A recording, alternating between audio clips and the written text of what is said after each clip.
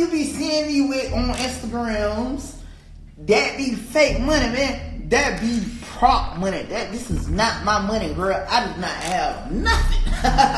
The world of rap often paints a picture of glamour and extravagance. Rappers flaunt their wealth, chains, and a life of luxury. $1 million cash on the flyer. You know that? Look, that's your whole that's your life right there. What you do after a successful weekend at Rolling Loud? Hop off a jet straight to Icebox. Bitch. Yes, sir. I can't help but wonder, how is it that anyone who steps up to the microphone makes it seem like they have $1 billion casually lying around in their bedroom and a garage full of supercars? How is every single one of them so damn rich? That's a half a ticket right there.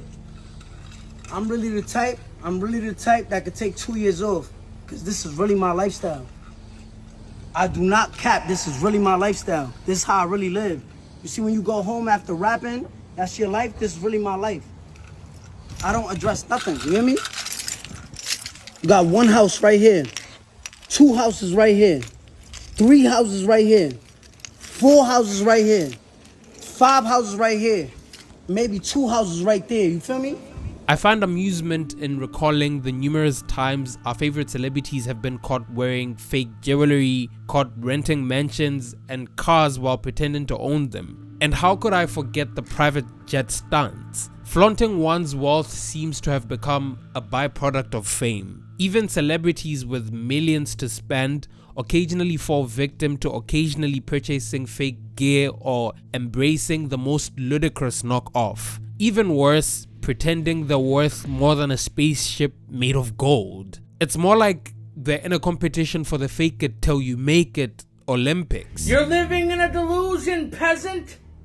What? Nothing. Rappers are all about dissing their haters and banging porn stars and bragging about how rich they are even when they're secretly broke. Nothing. This is plastic. Plastic. The persistent question I ask myself is why? Why do artists continue to believe that portraying an absurdly rich and famous lifestyle is the only way to gain the adoration of their fans? Why is there so much hypocrisy in this industry? You know, the record labels want you to believe that these guys are rich. So you owe like $1 million in restitution. And I know that you have told the judge that you just didn't have it. At least that's what I understand. Right, I think your attorney said that you were gonna have to file for bankruptcy. But then you're dumping $2 million. Are you not now a sitting duck to have that money seized? I ain't got it right now. I ain't got it. And that was prop money. Like I said, I ain't got it. That wasn't real money? Nah, like I said, I'm an entertainer. And obviously we talking about it, so I did a pretty good job in entertaining people. Fair point. Okay. Hip-hop has done more damage to black and brown people than racism in the last 10 years. You know what the fuck going on, man? $150,000 chain, $5 t-shirts, $20 jeans, $20,000 grill. This is the definition of having your priorities fucked up, okay? $150,000 chain, but a $2 t-shirt. For many of us, this is where it all began. Bow Wow posted a photo on his gram of a private jet to share with his followers that he was traveling to New York City. The year is 2017 and rapper Bow Wow posts a picture of his private jet on Instagram with the caption, "Travel Day." This is the same rapper who, despite hits like More Money, Get Money, and Money in the Way, claimed in a 2012 court case that after 2 decades in the music industry, he was making only around $4,000 a month. Surely, $4,000 is nowhere close to affording private jets. Maybe Bow Wow wasn't really flying private, or was he? A few hours later, Bow Wow was spotted on a commercial flight, and it turns out that the picture came from a Fort Lauderdale-based airport transportation website. In other words, it appears that the rapper pulled this ostentatious private plane image from Google Images. The nerve.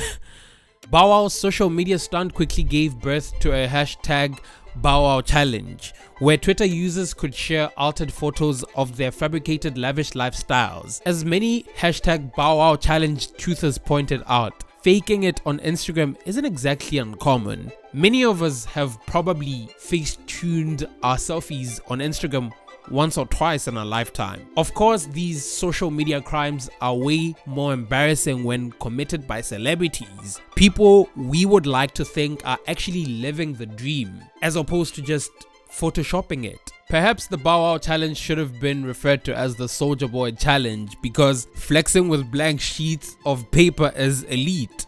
An art of its own.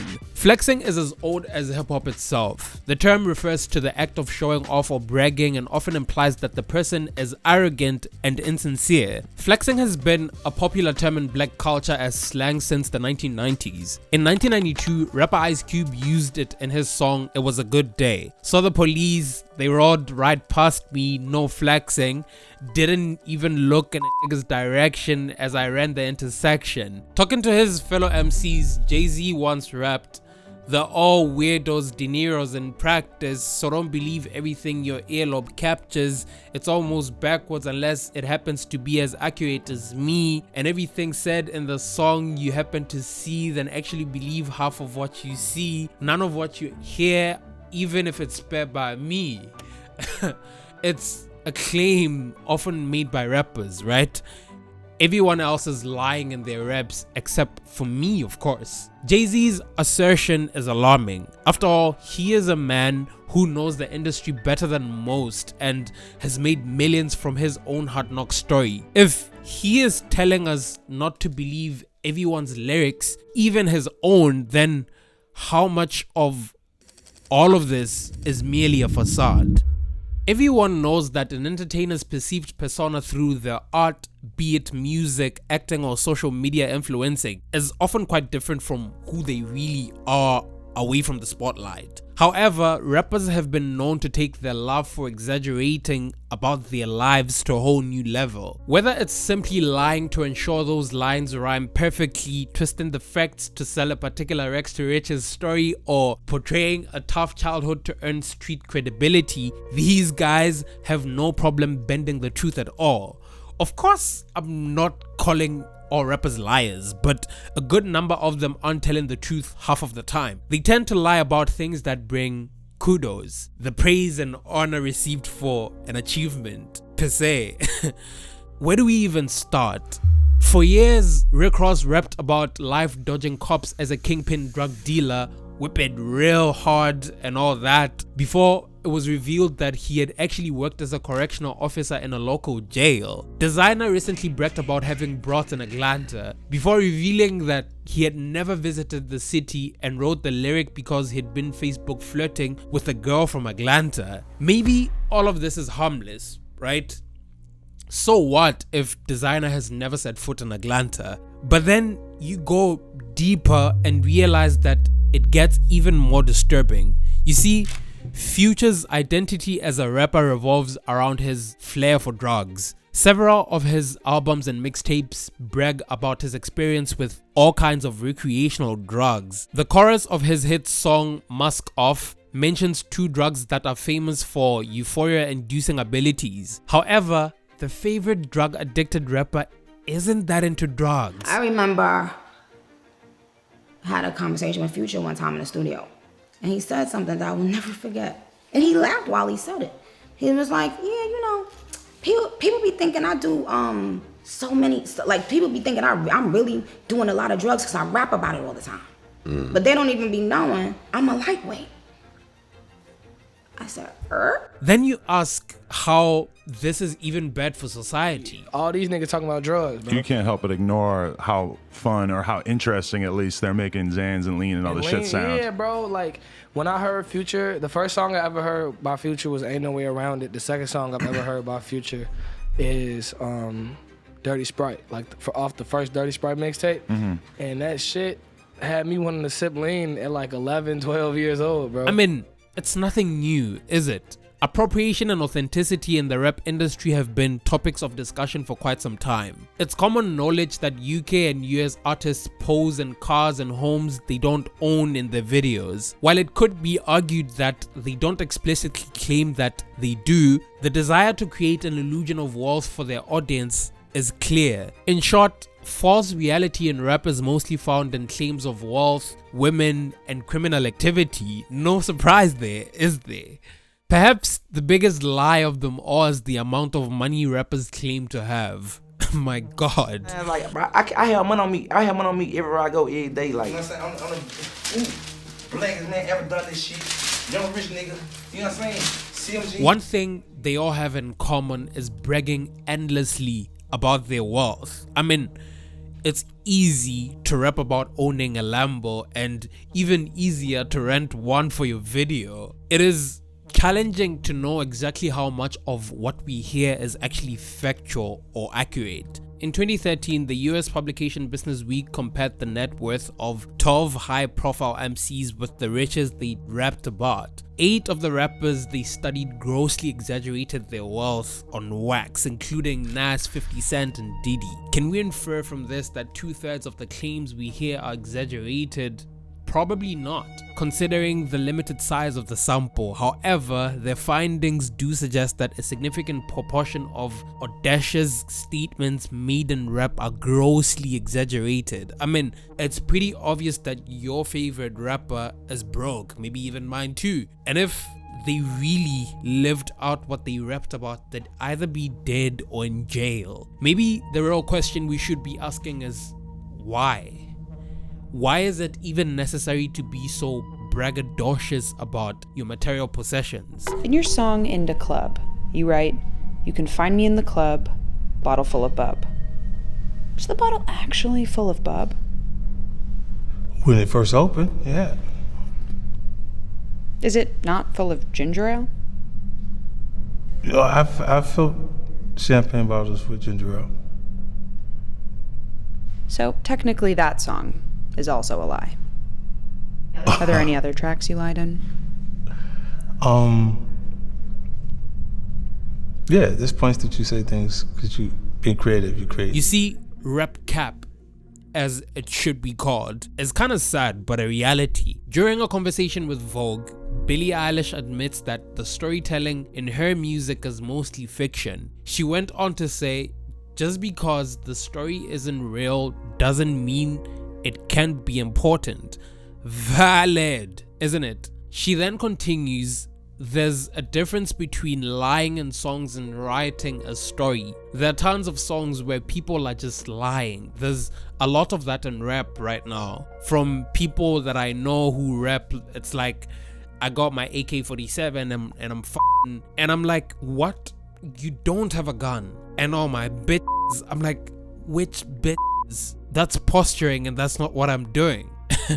This whole phenomenon is probably a sad reflection of the game. With so many rappers resorting to lies, on the face of it, lyrical content and flow have nothing to do with symbols of status. However, for a long time, wealth and criminality have been perceived as cool in the competition of rap music. To create this image, rappers often attempt to outdo others with claims of better cars, bigger homes, more bricks. You can see why a bit of lying might be necessary.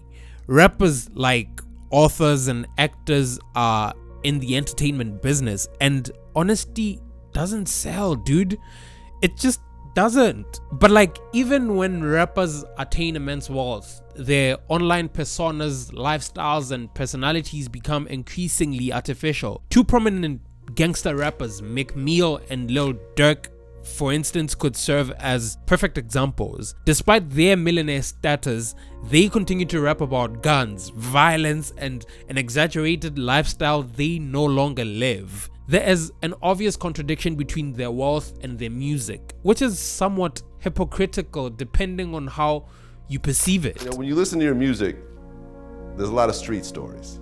Like how involved were you streetwise in terms of streetwise? Like, I mean, for the most part on the street shit, like, I got homies that are in that shit, and I know people who are, and people around me. I mean, I haven't, like, I'm not out here catching bodies and shit, obviously. Like, I'm fucking smart, but, like, I mean, I know people, and I've been, you know, in some situations, but I'm not, like, out here fucking killing people. Do you have a criminal record at all? Nah, I'm straight. So you've never been arrested? Nah, I've never been arrested, I'm straight.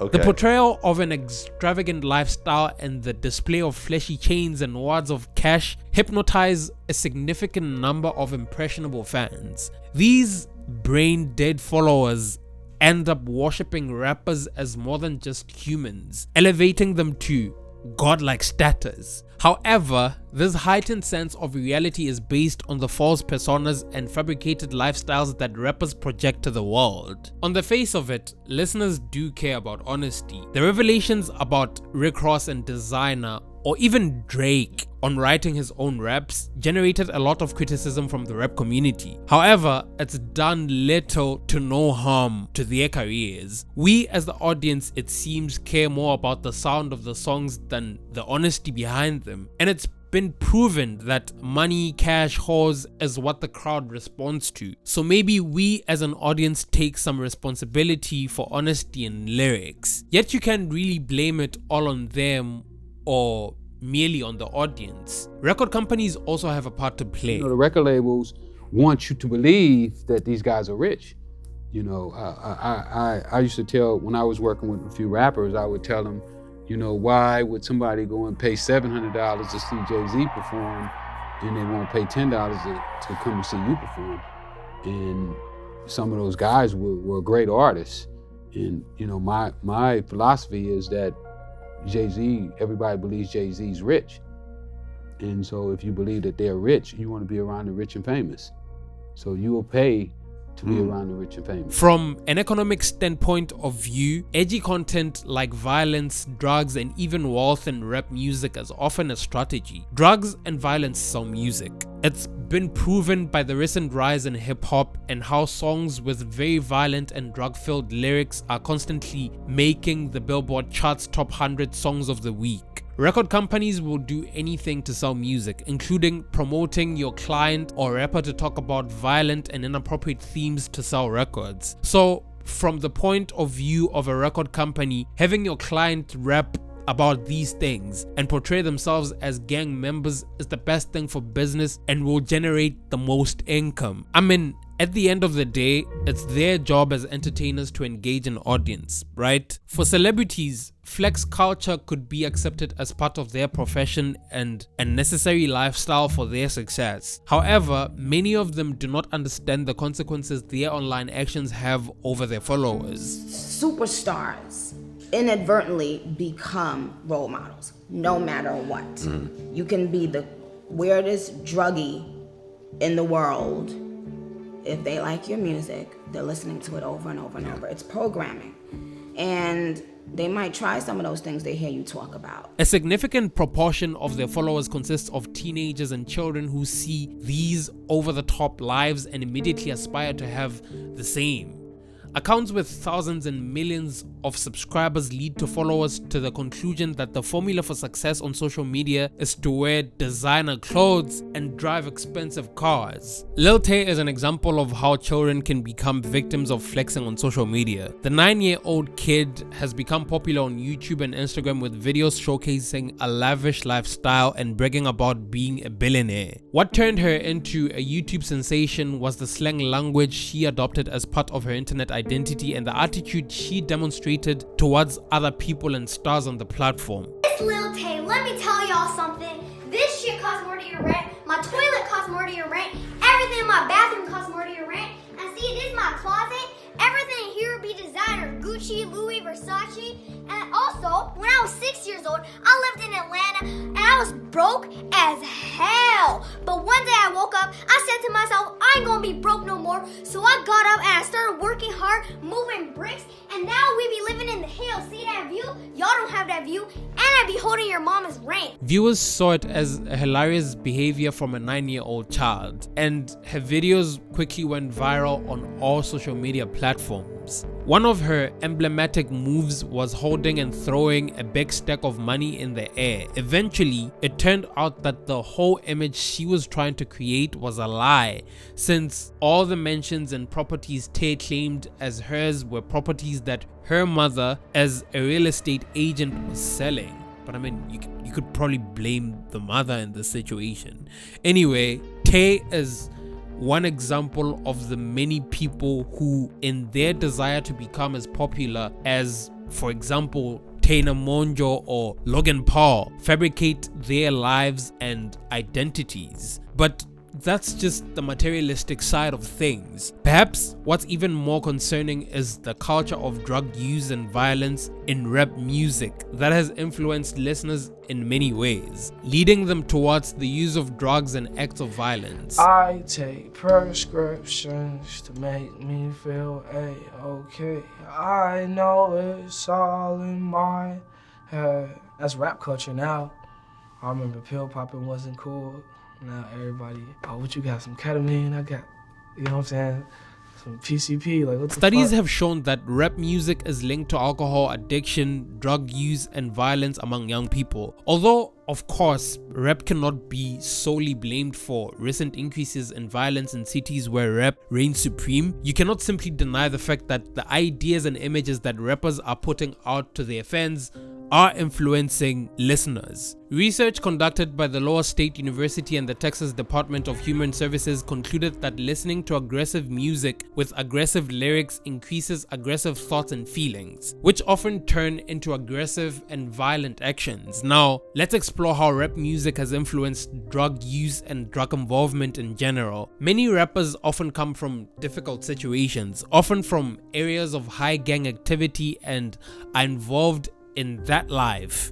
Or are they really? Well, regardless, their music often involves talks about drug dealing, influencing listeners to start selling drugs because the rappers make it seem like it's cool and lucrative, right? Another example of rappers talking about their struggles is lyrics glorifying drugs or speaking about problems with addictions. This has led to a generation of kids who think drugs like Xanax, Percocets, lean, and more are cool things to do. An example of this would be the surge of the use of Xanax in the United States. Ever since rappers started to glorify Xanax, there has been an increase in the drugs used among teens. It is reported that in 2017, around 4 years after the start of the Xanax movement in rap, 8% of teens in the United States took tranquilizers or sedatives, aka Xanax or other similar pills. This establishes an obvious relationship between rap music glorifying drugs and drug use among the main demographic of listeners to this genre. Rap music often influences listeners to be somebody that they're not and try to portray a false image to the world. Whether this is done through violence or drug use, or even flexing of wealth, it is dangerous any way you look at it. Hip hop has done more damage to black and brown people than racism in the last 10 years. When you find the youngster, a Puerto Rican from the South Bronx or a black kid from Harlem, who has succeeded in life other than being the 1/10 of 1% that make it in the music business, that's been a success in life, walking around with his pants around his ass and with visible tattoos, or it is this whole ethos. And I love Russell Simmons. He's a dear friend of mine. I admire his business acumen. At some point, those guys have to cop to the fact that by encouraging this distinctive culture that is removed from the mainstream, they have encouraged people to be so different from the mainstream that they can't participate other than, the racks in the garment center and those entry-level jobs. And I lament it. I really do. I think that it has been very destructive culturally. This sentiment by Geraldo Rivera appears to be a relatively popular one. According to a poll published by the Pew Research Center in 2008, more than 70% of Americans believed that rap had an overall negative impact on society. Well, at the end of the day, we can't deny that these people are out here to make some bread, right? When rappers do decide to celebrate these crimes, it is often simply because that is the type of music that sells. 21 Savage's Nothing New, which appeared in the Issa album, his first composition, which reached number 2 on Billboard's Top 200 chart, explains this motive. In the lyrics, he says, "They thought I only rapped about murder and pistols. I'm trying to feed my family. I ain't being political." Sometimes, even for rappers like 21 Savage who are known for their thuggish lyrics, the only way to generate revenue is to produce that which people want to hear, which often includes the glorification of violence. Rappers don't necessarily intend to set a poor example for America's youth. They are simply trying to do what it takes to earn money, just as any other professional does. Moreover, many rappers come from impoverished neighborhoods and realize that if they don't seize the opportunity to make music that sells while they have the chance, they may never get another shot at it. Nevertheless, rappers do continue to speak about structural issues in American society that lead to the problems we still see today in black communities. In Nothing New, 21 Savage says, "Shit getting outrageous, treat us like slaves, then they lock us up in cages. Young, black, poor, ain't had a father since a baby. Why you think we skip school and hang out on the pavement? Why you think we riding around with choppers of safety?" With these lyrics, he addresses how disproportionate rates of African American incarcerations spark other issues that plague poor black communities. In McMill's Wins and Losses, which reached its zenith at Billboard's #3 spot, McMill criticizes the low quality of education available to many poor African Americans. "My teacher always used to tell me, you gonna lose, nigga. That's why I never went to school, nigga," he raps. Kendrick Lamar also weighs in with his track Mad City on his platinum album Good Kid, Mad City, saying, "They say the governor collect all our taxes except when we in traffic and tragic happens, that shit ain't no threat." Further rebuking institutionalized racism that leaves many black families without sufficient aid. There are also many songs that directly condemn violence and drug abuse in poor black communities. In Polo and Shell Tops, in his album Dreams and Nightmares, which reached #1 on Billboard's chart, McMill says, "Homies murder other homies just to make a brick," criticizing both violence and the influence of illegal drugs. In Wale's Ambition, in which McMill is featured, he mourns this illicit lifestyle, yet he also rationalizes it, saying, "Only hope I had was selling dope. Was on my grind cause times was harder than a cellar floor." He argues that lack of economic opportunity pushes many African Americans in impoverished communities toward illegal activity. Well, all I'm trying to say is that to argue that hip-hop has harmed black people more than modern racism is to ignore all these messages among many others.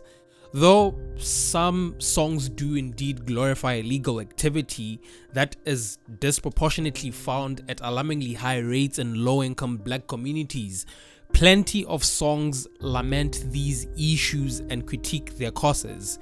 Many songs that highlight issues in the black community are exceptionally popular, which indicates that these messages are heard, if not widely understood by the large majority. If opponents of rap music can listen to these songs, these pieces, and still insist that rap only sends a negative message, they should probably pay more attention. Anyway, that brings me to the end of this video, and thank you for tuning in.